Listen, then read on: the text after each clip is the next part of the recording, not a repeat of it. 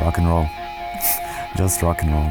Day after day, just go to sleep in a bus and wake up in a different city, in a different country, meeting weird, interesting people who just decided one day to come out of the house and see you. I'm calling that rock and roll. So far, I feel that this is our most relaxed tour. We're growing as Orphaned Land, and things get easier as you grow. So far, I noticed. Part of us are getting older. But on the more bright side, we are getting more familiar. With the new album, we really open lots of doors to many magazines, many festivals, business options, and things we never thought that we could reach as an Israeli band. It just dropped out of nowhere with this album. The new members brought new blood, like Orphaned Land is revived. As an Israeli band, well, we don't really have tours in Israel. You know, it's a very small country. So we mostly have like maybe 4 shows a year in Israel. That's pretty much it. In general, it's very hard to be a musician in Israel, especially a metal musician. You know, when you come into Europe, you come into America, Japan, countries that metal is something a bit more. It becomes easier. You don't promote as much your show, and people just show up like that. 200 people, just like that. Without any bit of effort, not even telling that I'm going there. So it's a bit easier for an Israeli band to go abroad. And I believe that the only way to get yourself out there is just having shows.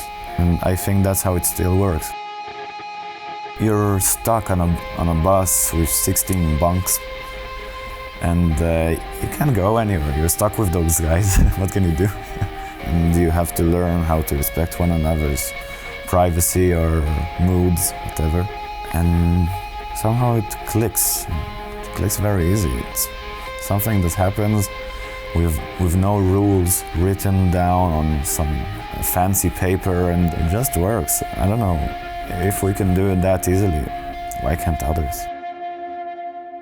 We're just random guys from Israel. We all have day jobs. We're not doing really anything special, and suddenly people believe in what you do, so it's like a good ego boost, and it's like, okay, we're doing something good here, so gotta keep doing that. We know that all of us have like different opinions, but somehow we know that there's Orphaned Land, which is bigger than what we are as individuals. So this is like a guideline in the band. You have to believe in the idea. In each shows, you find that amazing part of the night that you realize when you ask, where are you from? Suddenly you hear Syria, Egypt, Iran, Iraq, whatever. All those countries that, according to our rules in the Middle East, we're enemies. And suddenly, you know, they're coming to our shows, and I think it's a bit of a miracle to see those who are enemies in the same room together and just partying. It's a very nice sight to see. As Israelis, we don't really have the permission to enter all of Arabic countries, and Turkey and Israel still are in a good relations, so it's still the only country we can enter.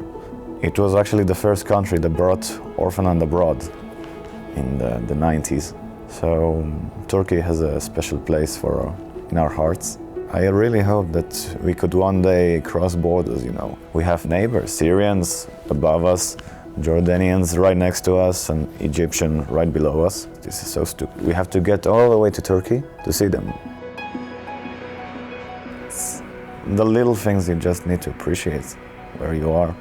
It's all about the feeling. You'll have just nice stories for your grandkids one day.